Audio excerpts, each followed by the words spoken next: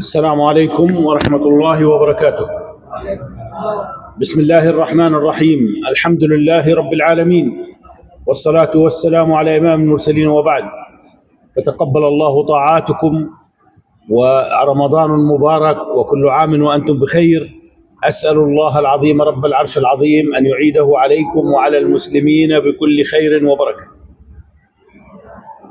Setelah pujian kepada Allah Subhanahu wa taala dan juga salawat kepada Nabi Muhammad sallallahu alaihi wasallam, alhamdulillah kita semua sudah berada di bulan yang mulia, yaitu bulan Ramadan, kepada ibu semuanya. Semoga Allah Subhanahu wa taala menerima amal ibadah kita, menerima segala kebaikan kita di bulan yang penuh mulia ini. وبعد فأنا سأبدأ بشكر الشعب الإندونيسي كاملا على ما قدمه لفلسطين سابقا ولاحقا. فالحمد لله رب العالمين أن الشعب الإندونيسي كان من الشعوب القليلة التي وقفت معنا ومع قضيتنا. ثم لأبين بأن قضية فلسطين ليست قضية فلسطينية وليست قضية عربية، إنما هي قضية كل مسلم على وجه الأرض. ففلسطين أرض الإسلام وأرض المحشر وأرض المنشر، مهبط الأنبياء ومهبط الوحي وإسراء رسول الله صلى الله عليه وسلم من المسجد الأقصى. Kemudian juga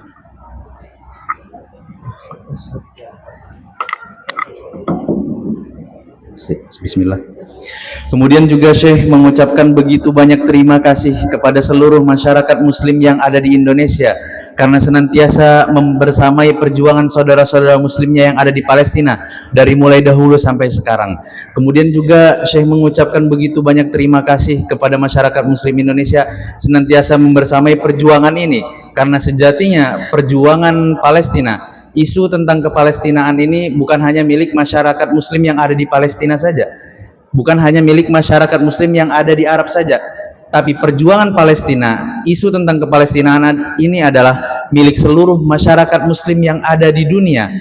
Kita juga sama-sama tahu Bapak dan Ibu sekalian bahwa Palestina adalah negeri yang diberkahi oleh Allah Subhanahu wa taala, negeri yang mana tempat kita berkumpul, tempat berkembang biak, tempat kebangkitan para nabi.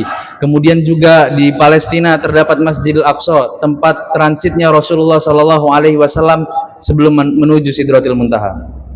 تخلت الشعوب عن فلسطين والشعب الإندونيسي لم يتخلى، ولذلك فكنا نمر في شوارع غزة فنرى المستشفى الإندونيسي، واحد من أكبر المستشفيات في غزة، والجامعة الإندونيسية والمعاهد الإندونيسية، وحتى أندية الرياضة وبناء الأجسام الإندونيسية، والبيوت التي قد هدمها الاحتلال فبناها الإندونيسيون مرة أخرى. كل ذلك كان بفضل الله سبحانه وتعالى، ثم بفضل أموالكم وتبرعاتكم عن طريق مجموعة من الجمعيات الخيرية، على رأسها جمعية الKNRB التي لم نجد مكانا في فلسطين إلا ووجدنا لها سهما وعملا ناجحا بفضل الله. Dan alhamdulillah perjuangan ini belum selesai Bapak dan Ibu semuanya. Ada begitu banyak bantuan yang dikirimkan oleh saudara-saudara muslim kita ke Palestina. Dari mulai membangun rumah sakit, kemudian juga tempat-tempat belajar, tempat-tempat olahraga, itu semua adalah peran daripada masyarakat muslim Indonesia. Dan salah satu lembaga yang senantiasa concern dengan isu kepalestinaan, membantu saudara-saudara muslim kita yang ada di Palestina, yaitu KNRP, Komite Nasional untuk Rakyat Palestina. Alhamdulillah tahun demi tahun berlalu KNRP senantiasa menyalurkan bantuan yang didapat daripada masyarakat muslim yang ada di Indonesia. Ada begitu banyak yang telah dibangun oleh KNRP di sana melalui donasi yang didapat di Indonesia. Contohnya adalah rumah sakit terbesar di daerah Gaza. Itu adalah dibangun daripada duit masyarakat muslim yang ada di Indonesia. Begitu banyak hal yang telah dihancurkan oleh tentara Israel laknatullah alaihim, tapi alhamdulillah KNRP bersama juga masyarakat muslim Indonesia senantiasa membantu membangun kembali Gaza dan juga Palestina. وكان اليهود سابقا يعيشون في أوروبا في كانتونات صغيرة، أحياء صغيرة، منبوذين لا يحبهم الأوروبيين، وهم كانوا ينفذون كل شيء حرام في دينهم أو في دين النصارى، الربا، الخمور، الزنا، كل الأشياء المحرمة كانوا يقومون بها إذا كانت تدر عليهم أموالا. Dulu orang-orang Yahudi itu sangatlah terusir di Eropa, Bapak dan Ibu semuanya. Mereka tidak diberikan tempat, mereka tidak diberikan kebebasan apapun karena mereka senantiasa melakukan hal-hal yang kotor. Mereka berzina, meminum khamr dan yang lainnya. Orang-orang Yahudi tidak memiliki tempat di Eropa sedikit pun. وبعد زوال الحكم العثماني والخلافة فكر الأوروبيون النصارى فوجدوا أن أفضل شيء هو أن يزرعوا سرطان على هذه الأرض المباركة يبقى بؤرة لهم يمنع توحد المسلمين. Kemudian juga setelah runtuhnya Khalifah Utsmaniyah, orang-orang Yahudi ini adalah salah satu penyebab daripada runtuhnya Khilafah Utsmani. Dan kita juga mengetahui Bapak dan Ibu semuanya, orang-orang Yahudi setelah runtuhnya Utsmani meminta kepada Inggris pada saat itu untuk mendapatkan tempat di negeri yang diberkahi ini, negeri kita semua, yaitu negeri Palestina. فتم تجميع اليهود في أرض فلسطين وإمدادهم بالمال والسلاح، وهنا بدأت عملية التهجير، احتلال الأراضي وهدم البيوت وتهجير الشعب الفلسطيني إلى خارج فلسطين. Maka kemudian setelah orang-orang Yahudi ini datang ke negara Palestina, negara umat muslim yang diberkahi, mereka melakukan pembantaian, mereka menghancurkan rumah-rumah yang ada di sana. Mereka berusaha untuk mengusir saudara-saudara muslim kita yang ada di sana karena mereka ingin mendapatkan negara Palestina. وقامت ثورات فلسطينية متعددة، منها من كان على أساس قومي أو على أساس وطني أو على أساس شيوعي أو إلى غير ذلك من الأمور، حتى جاء الشيخ أحمد ياسين، شيخ مقعد لا يتحرك منه إلا رأسه.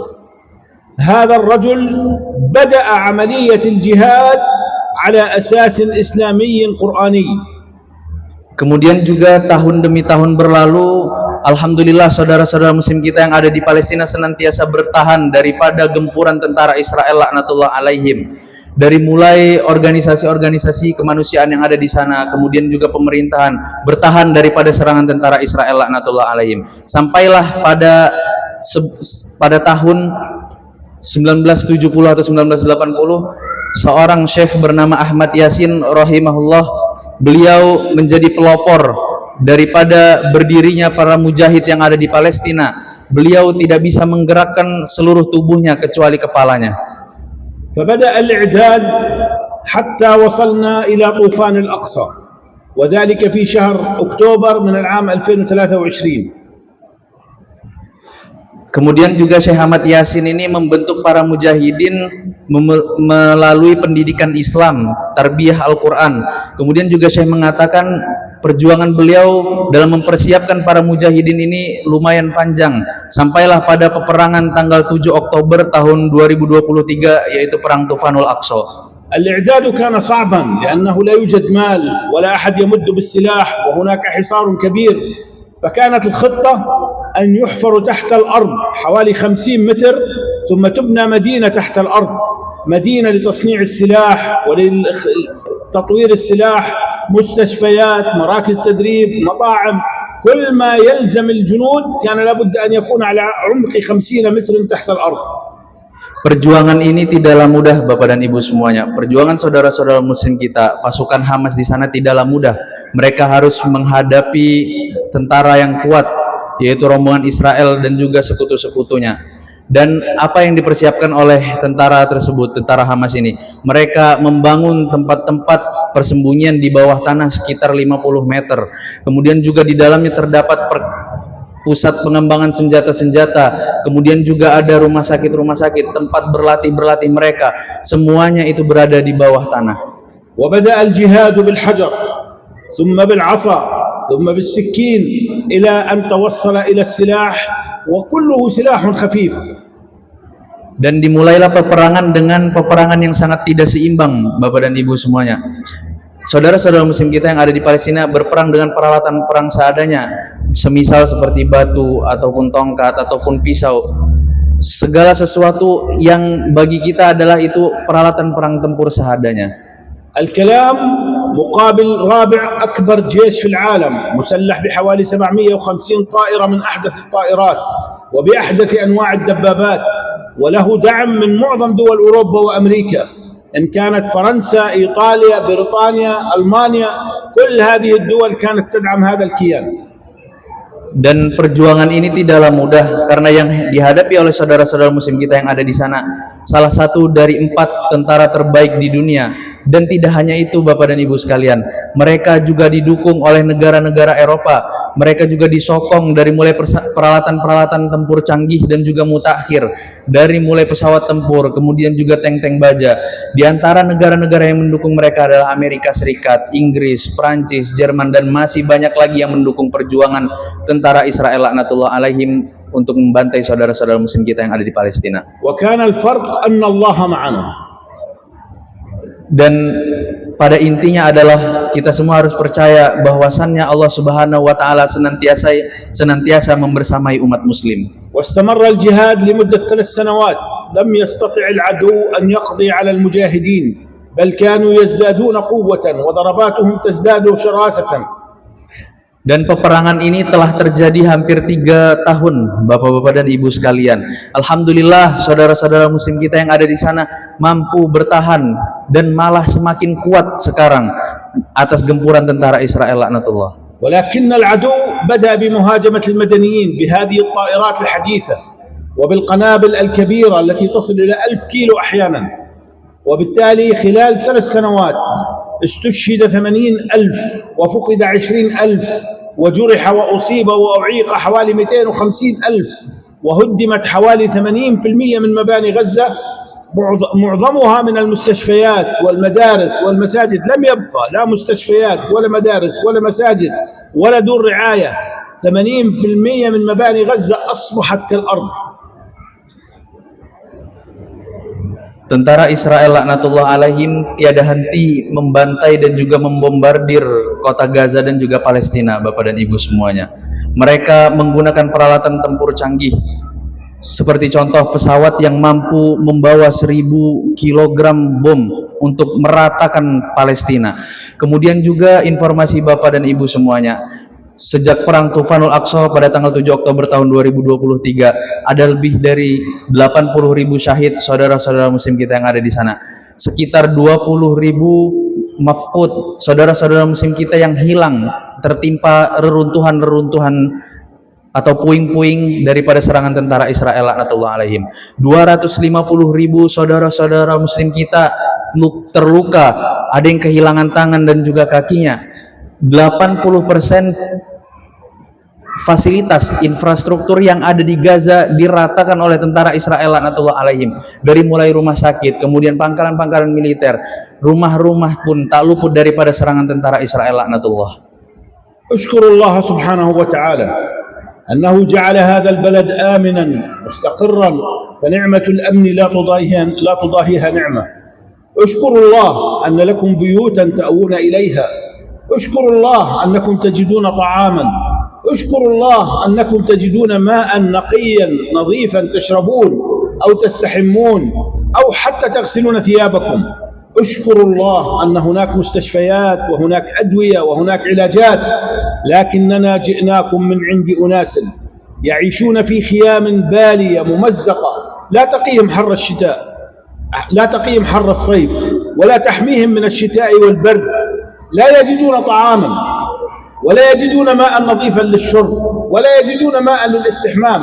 ممكن الواحد يقعد 2 ما يستحم. ولا يجدون علاجا ولا دواء ولا مستشفيات. والأهم من كل ذلك أنه لا يوجد أمن. فنعمة الأمن لا تضاهيها نعمة. وبالتالي قد نكون نجلس بمثل هذه الجلسة فتسقط علينا القنبلة لا ندري متى ولا كيف. يقتل من قتل ويجرح من جرح. Kemudian saya juga mengatakan kepada Bapak dan Ibu semuanya agar senantiasa bersyukur kepada Allah Subhanahu wa taala. Bersyukurlah kepada Allah karena Bapak dan Ibu semuanya tinggal di negara yang aman, memiliki tempat tinggal yang aman. Bersyukurlah kepada Allah Subhanahu wa taala karena Bapak dan Ibu sekalian memiliki air minum yang layak dipakai, kemudian juga bisa untuk membersihkan pakaian dan juga dipakai mandi. Bersyukurlah kepada Allah Subhanahu wa taala karena Bapak dan Ibu sekalian apabila sakit, obat-obatan tersedia, kemudian juga rumah sakit tersedia. Syekh mengatakan bahwasannya beliau datang dari negara Palestina, negara yang kondisinya sekarang sedang tidak baik-baik saja. Saudara-saudara muslim kita yang ada di Palestina tinggal di perkemahan yang compang-camping, sangat-sangat tidak layak untuk menghadapi musim dingin dan juga musim panas.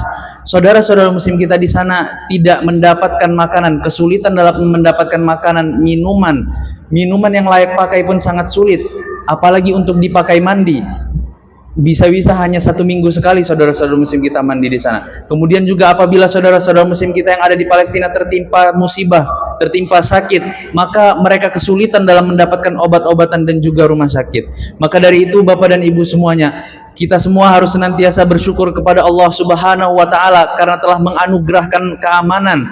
Sebagai contoh, apabila kita berkumpul dalam kondisi seperti ini, saudara-saudara muslim kita yang ada di Palestina tidak tahu kapan bom akan jatuh, tidak tahu kapan mereka akan meninggal akibat daripada bom yang jatuh tadi.